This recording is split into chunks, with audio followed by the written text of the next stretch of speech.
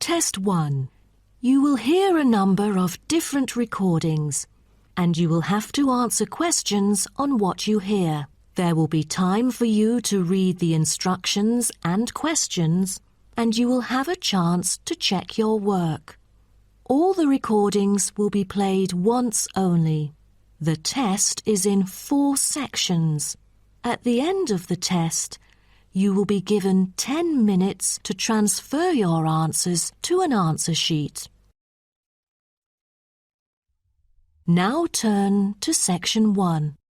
Section 1. You will hear a conversation between a printing company employee and a customer. First, you have some time to look at questions 1 to 5.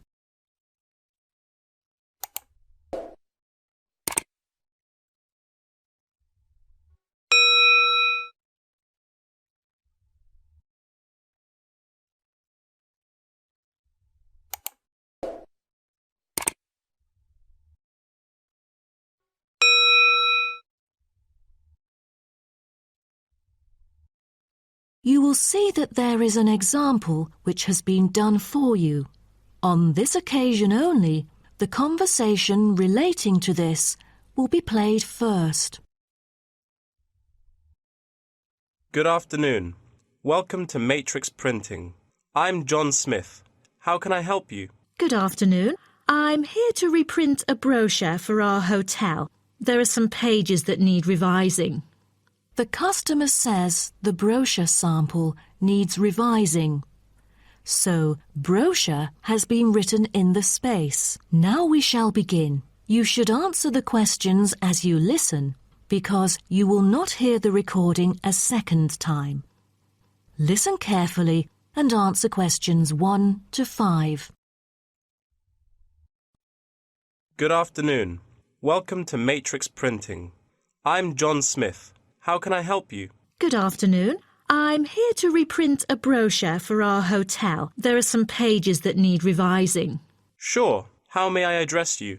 Oh, I'm Mary Jane from Central Hotel Chains. Nice to meet you. I've got samples of the previous version. I assume it is your company's advertising brochure. Yes. What exactly is the problem? Well, it was printed the year before, so some of the information is already out of date. There are also a couple of problems with the layout. Firstly, the letters of the address on the front page are far too small. It's hard to see when glancing at the cover. How big do you need it to be? Increase the letters by 3 font sizes. Just a minute. Let me take notes of your requirements. Okay, what else needs changing? The information regarding the pool should be deleted because it is currently under renovation and is not available. So, all of the relevant descriptions on page 2 should be removed? What do we replace it with? We can't just leave the whole page blank. Just fill it in with the introduction of our newly opened gym. I've included all the relevant information here in this flash drive. Let me check. I see. No problem then. What is also bothering us is that the description under the top photos on page 4 is incorrect. The word lounge needs to be replaced with reception. Fully noted. Is that all? No, there is more. Turn to page 5. We feel that showing merely the picture of our exterior and interior decoration does not fully represent the appeal of our hotel.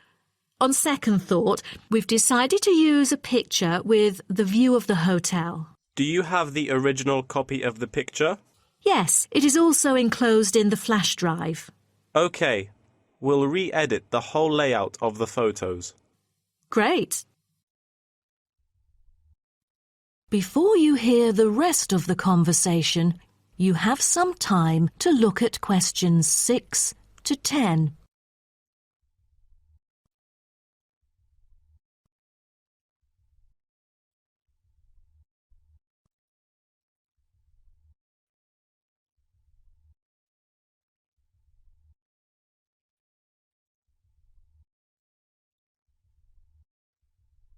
Now listen and answer questions 6 to 10. Let's turn to the next page. Yes, What's wrong with that? It seems perfectly fine to me. At first sight, it seems fine, but according to the feedback of the customers, the prices do not stand out. So, we want to change the print from black to red to make it pop out. Okay, I've made notes of all of your requests. Is there anything else? I appreciate it. Just one final request. Could you translate the whole brochure into Spanish? We have customers worldwide, you know, especially those from Latin countries. No problem. What about other languages, like Japanese, Chinese, or German? These are our most popular target languages. I have to ask the manager about the Chinese version. There's been a surging number of Chinese clients during recent years. However, we don't need German or Japanese translations, as we currently don't have many customers from those two countries. Sure. Just keep me updated. So, roughly, when could we get the revised print? We need it before the end of July. It's late June now. Roughly, it'll take 3 weeks to re-edit. So it will definitely be ready before the deadline. Great. To where shall we send the samples? The address is number 9 Green Drive, Clifton, NY 21300. How do you spell Clifton? CLIFFTON, Clifton. And the telephone number? It's 9030366602. Also, if you have any further questions, you can reach me through this number. Okay. That is the end of section 1. You now have half a minute to check your answers.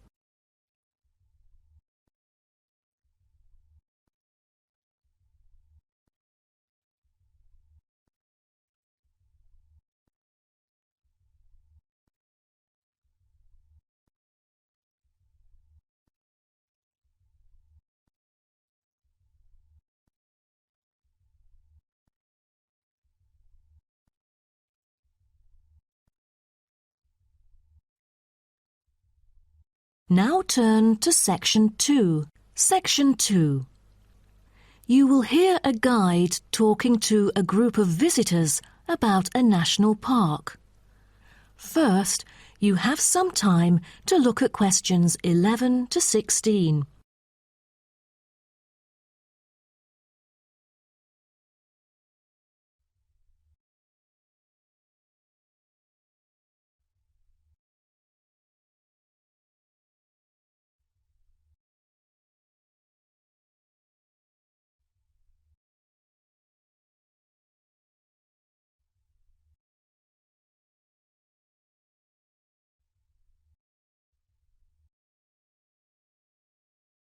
Now listen carefully and answer questions 11 to 16.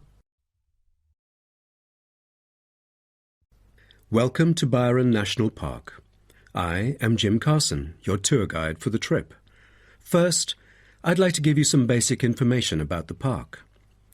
Covering 7,000 acres of land and spanning across 3 states, Byron National Park was established to protect the area's most spectacular scenic values. With unique geological features, natural history, and native plant and animal life, it is an ideal destination for recreation as well as research purposes. The park has a breathtaking waterfall connecting the longest river in the country, but it is most renowned for having the largest subtropical rainforest worldwide. There are many layers of tall, medium, and low vegetation growing with seasonal variations in the park. It is a place where the air seems green. Ardent hikers can find an awesome array of options here. Apart from the dense green rainforest, tourists can also hike along the mountain trail.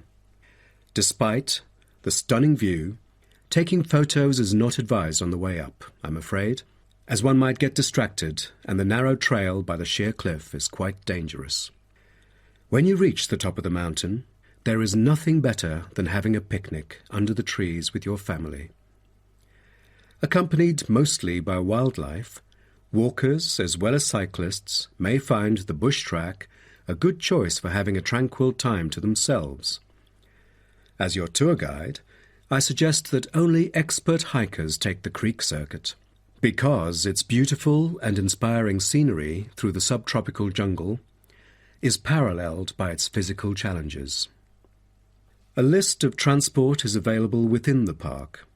Bicycles are a popular choice, as it is the most flexible way to get around. Electric trams are temporarily closed for maintenance.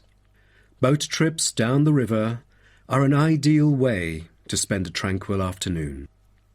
Rest assured that transport within the park is covered in the bill. Extreme sports is another highlight of the park. There are, for adventurous grown-ups, especially those who are comfortable with having a racing heart, scary as it may sound, it is actually safe to participate in extreme sports under strict instructions and close supervision. Abseiling is available regardless of the weather. It is a fun way to overcome fear of heights, gain new skills, and get an adrenaline rush. Bungee jumping and paragliding are also available, except for during the summer. At this point, you might worry about meals here. Well, even though there is only one restaurant in the park at the moment, the variety of dishes is astonishing.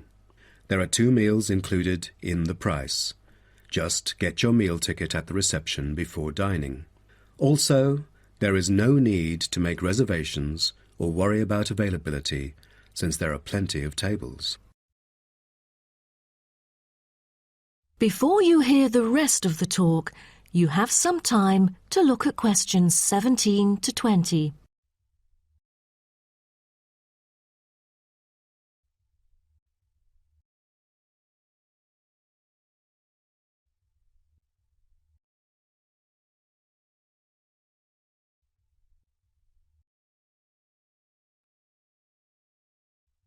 Now listen and answer questions 17 to 20.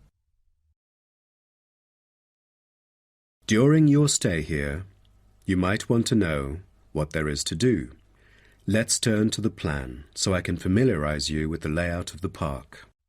Most tourists would choose to stay in our guest house, located in the southeast corner. It features 63 tastefully appointed guest rooms, many of which offer spectacular views of the park. You'll find a home away from home at our guest house. But for those who want to experience the natural beauty up close, there is also a campsite. When you get out of the guest house, go straight ahead, turn right at the end of the road. To your left, there is a campsite amongst the trees where you could spend a night under the stars together with owls and chipmunks. If you look at the top left of the plan, you will notice a picnic area. You can either bring your own food, or we can deliver food to you. Barbecue is an option.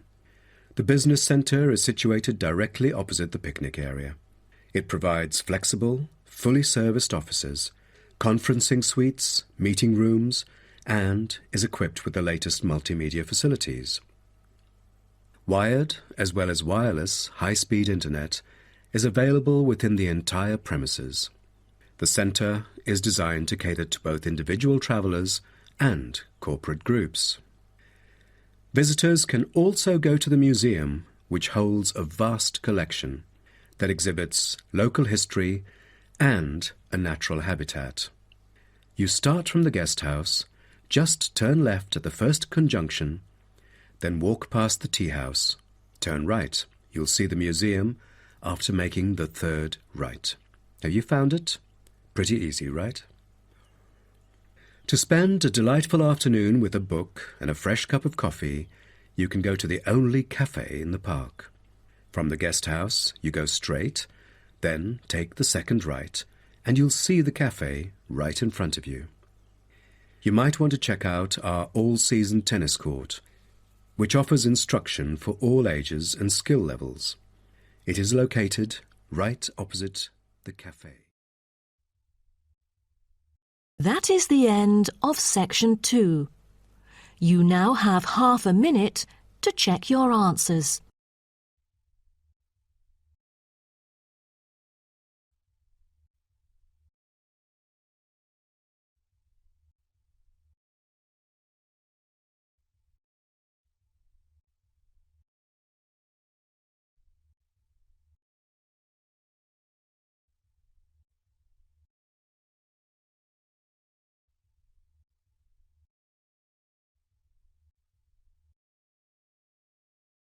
Now turn to Section 3. Section 3. You will hear two students called Helen and Paul talking to their tutor about a nursing course. First, you have some time to look at questions 21 to 24.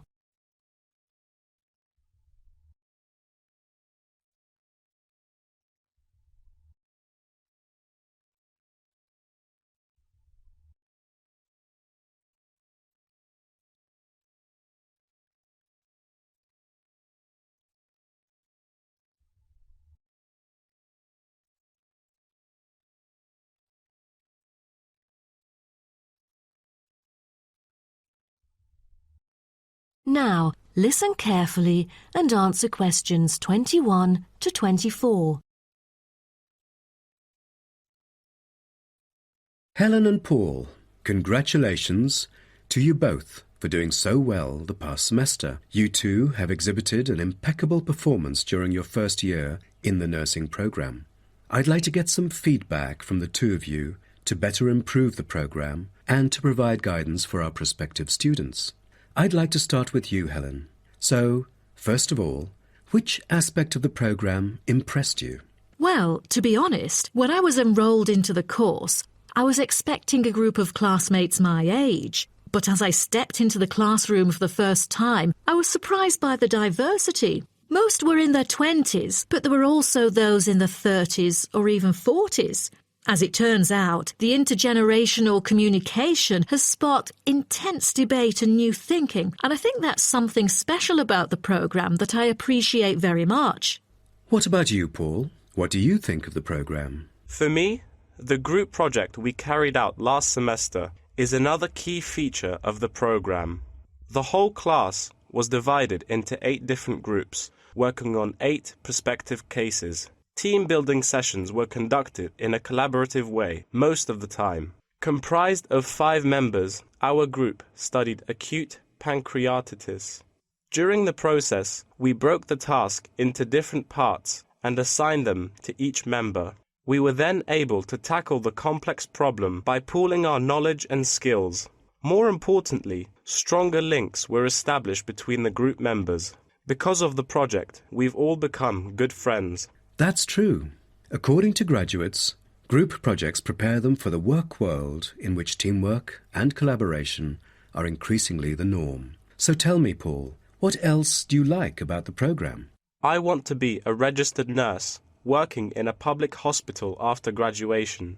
So the internship provided is a valuable opportunity for clinical practice in a supportive learning atmosphere. However, I was amazed by the amount of written assignments, since I thought the course should have focused more on practice-oriented learning. Well, I have to disagree with you, Paul. The essays demonstrate your understanding of the course. For me, writing essays is a process that involves critical thinking, which challenges me to develop my points more thoroughly. I thus managed to gain a diversity of perspectives.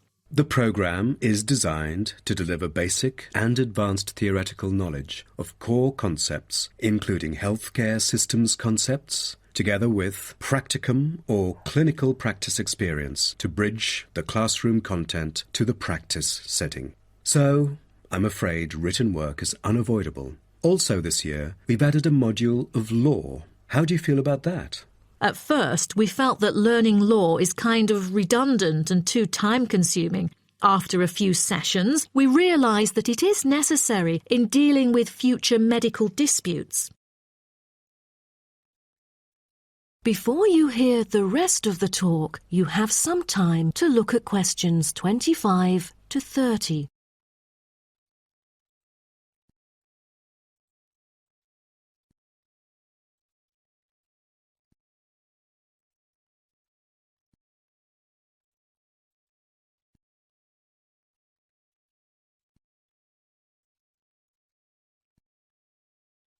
Now, listen and answer questions 25 to 30.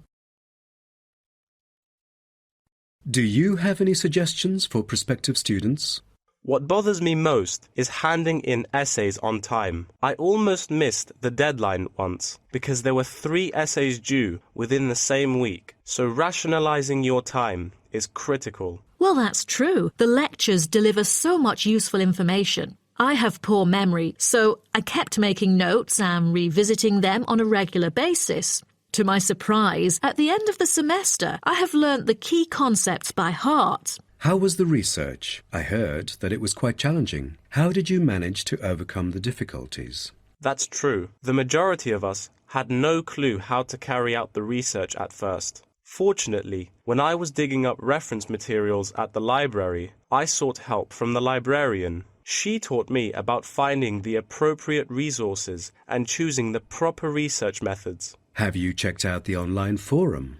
Yes, it has become a habit for me to visit the forum regularly. In a sense, it extends classroom learning. It is where the students post academic problems that they come across and get support from the faculty members. Some of my classmates didn't do so well during the placement tests. I feel that background reading is necessary. Lastly, do you have anything to say to the freshmen? I was really ambitious at first, trying to get straight A's on my transcript. I made tons of notes and worked hard even on the optional assignments to get extra credit. I stressed myself out before having an emotional breakdown. After consulting my advisor, I found it important to set realistic goals. Don't push yourself too hard. It is wise to sort out your priorities. Thank you for coming here today and providing valuable feedback on the program. Have a great summer break. That is the end of section 3. You now have half a minute to check your answers.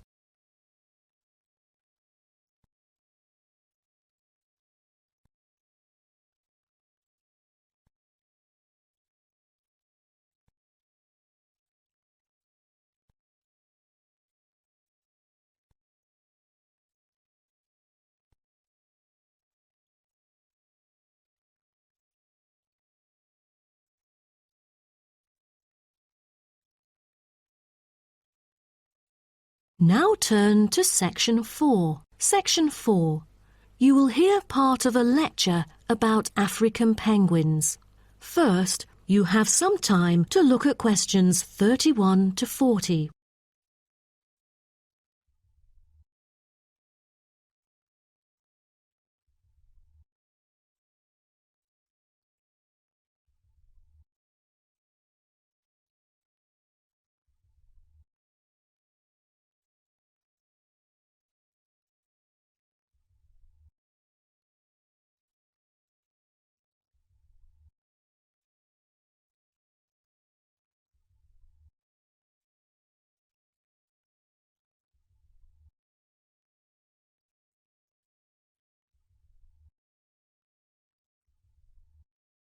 Now, listen carefully and answer questions 31 to 40. Good morning, everyone. Today's lecture is about a type of adorable animal, the penguin. When you think of penguins, you may picture them surrounded by snow and ice. But not all penguins live where it's cold. African penguins live in the southern tip of Africa. They are usually found within 40 kilometres of the shore and on a number of its surrounding islands. African penguins are also known as jackass penguins because they make donkey-like braying sounds to communicate. African penguins can keep their body temperature at a stable level, but their land habitat can get quite warm, so there are a number of ways for them to stay cool. They limit their daylight movements on breeding sites on land to early mornings and early evenings to avoid too much sun. The pink glands above their eyes can help them cope with the temperate climates. Like other penguins, African penguins spend most of the day feeding in the ocean, which also helps keep them cool. Being a type of small to medium-sized penguin species, African penguins average about 60 centimetres tall and weigh up to 3.6 kilograms. They have a black stripe and a pattern of unique black spots on their chest. Males are larger than females and have larger beaks. Even though they are categorized as birds, African penguins aren't able to fly because of their heavy bones. Their wings are more like flippers that make them particularly suited for life in the water. When they're on land, their flippers and their tails help them keep their balance and walk upright.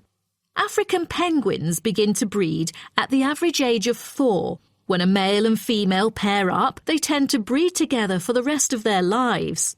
Most other penguins nest and lay their eggs out in the open, but African penguins have a different approach.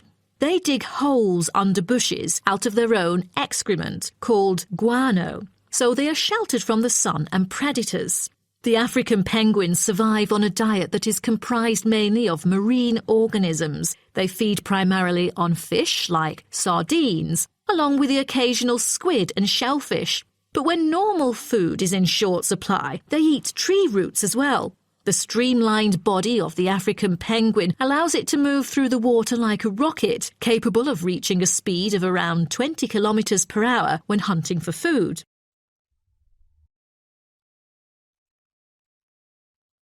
The African penguin's smaller size means that it has many predators both in the water and also on dry land. Their natural predators at sea include seals and sharks. The biggest threat to them on land is not just towards the adult penguins. The penguin chicks are sometimes taken by seagulls into the air and dropped from above. The seagulls could thus feed on them. At risk from predators, young penguins are protected for about 40 days after hatching by both parents. They will leave the colony when they are between 3 to 5 months old and will return a few years later.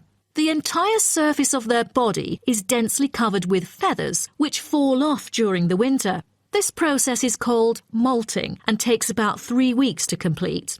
During that time, they are unable to forage. Therefore, prior to this, African penguins spend about 5 weeks laying down fat deposits.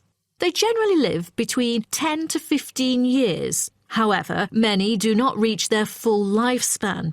Their population has drastically declined. Approximately 120,000 African penguins remain in the wild, and their population has decreased by 90% in the past 60 years.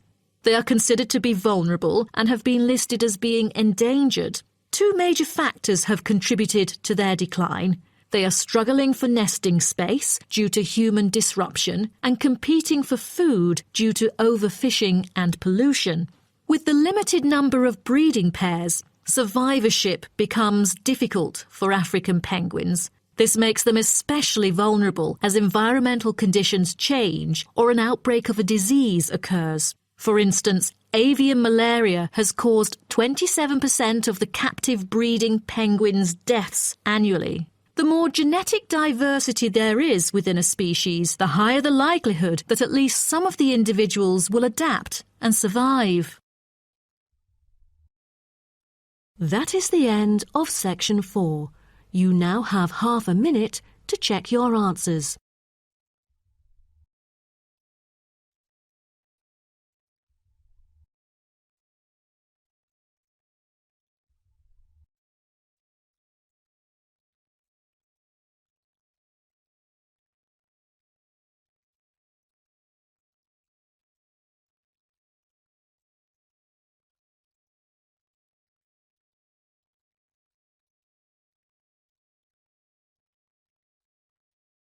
That is the end of the listening test.